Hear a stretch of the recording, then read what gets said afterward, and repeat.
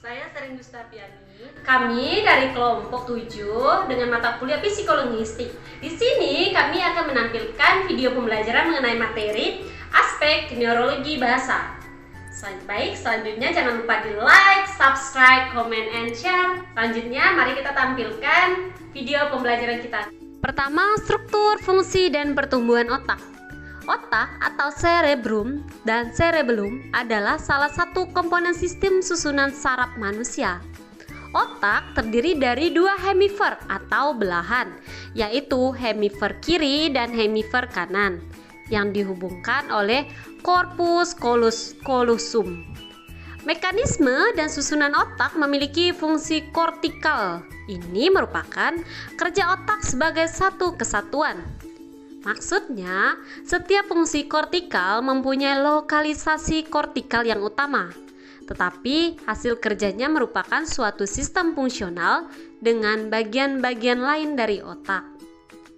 Perkembangan atau pertumbuhan sel otak manusia berlangsung dengan sangat cepat, yaitu dari bayi hingga akhir remaja.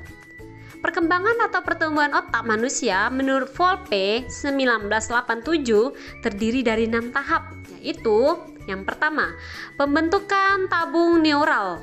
Yang kedua, profilisasi selural untuk membentuk calon sel neuron (glia). Yang ketiga, perpindahan selural dari germinal subependemal ke konteks. Yang keempat, diferensiasi selural menjadi neuron spesifik. Yang kelima, perkembangan akson dan dendrit yang menyebabkan bertambahnya sinap. Apa itu sinap? Yaitu perkembangan dendrit tergantung fungsi daerah tertentu.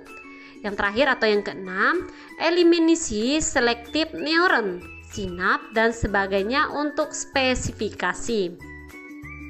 2. Fungsi keabsahan otak. Apa sih fungsi keabsahan otak? Yaitu fungsi bicara bahasa yang dipusatkan pada hemisfer kiri bagi orang yang tidak kidal. Hemisfer kiri ini disebut juga dengan hemisfer dominan bagi bahasa dan konteksnya dinamakan konteks bahasa. Hemisfer kiri yang terutama mempunyai arti penting bagi bicara bahasa juga berperan untuk fungsi memori yang bersifat verbal. Sebaiknya, hemisfer kanan penting untuk fungsi emosional, lagu syarat, baik emosional maupun verbal. Hemisfer kiri memang dominan untuk fungsi bicara dalam bahasa, tetapi tanpa diaktifkan hemisfer kanan, maka pembicaraan seseorang akan menjadi monoton, tak ada proposodi dan tak ada lagu kalimat, tanpa menampakkan adanya emosi dan tampak disertai isyarat-isyarat bahasa. 3. Teori lateralisasi. Banyak pakar psikologi yang meragukan teori lateralisasi, bahwa pusat-pusat bahasa dan ucapan berada pada hemisfer kiri.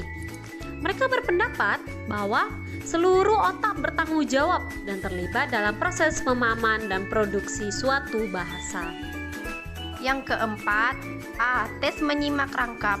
Tes ini didasarkan pada teori bahwa hemisfer kiri menguasai kerja anggota tubuh sebelah kanan dan hemisfer kanan menguasai kerja anggota tubuh sebelah kiri. Yang B. Tes stimulasi elektris. Stimulasi elektris yang sama yang dilakukan terhadap hemisfer kanan melalui talamus lateral kanan tidak menyebabkan terjadinya anomia. Yang C. Tes grafik kegiatan elektris. Tes ini dilakukan untuk mengetahui adakah aliran listrik pada otak apabila seseorang sedang bercakap-cakap dan jika ada, bagian manakah yang giat mendapatkan aliran listrik tersebut. Yang selanjutnya D. Tes WADA. Dalam tes ini, obat sodium amytal dijelaskan ke dalam sistem peredaran salah satu belahan otak. Yang E. Teknik fisiologi langsung. Teknik ini dilakukan oleh Chan 1971 untuk memperkuat hasil-hasil yang dilakukan dengan teknik psikofisiologi. Yang F. Teknik belahan dua otak. Pada teknik ini, kedua hemisfer sengaja dipisahkan dengan memotong korpus callosum atau organ yang menghubungkan kedua hemisfer kiri dan kanan, sehingga kedua hemisfer itu tidak mempunyai hubungan. Selanjutnya, teori lokalisasi. Ada beberapa cara untuk menunjukkan teori lokalisasi, antara lain sebagai berikut. Yang pertama, stimulasi elektrik. Yang kedua, teknik peredaran anatomi otak. Yang ketiga, cara melihat otak dengan PET atau positron emission tomography. Yang selanjutnya yaitu hemisfer yang dominan. Menurut Euler 1985, fungsi bagian tertentu pada suatu daerah otak yang mengalami kerusakan dan digantikan oleh penggantinya pada bagian otak yang lain. Yang selanjutnya 6. Otak wanita. Telah dibuktikan bahwa otak wanita berfungsi secara berbeda dengan otak pria, dan dalam beberapa hal perbedaan itu membuat wanita lebih unggul. Yang selanjutnya 7. Peningkatan kemampuan otak membaca dengan kedua belah otak.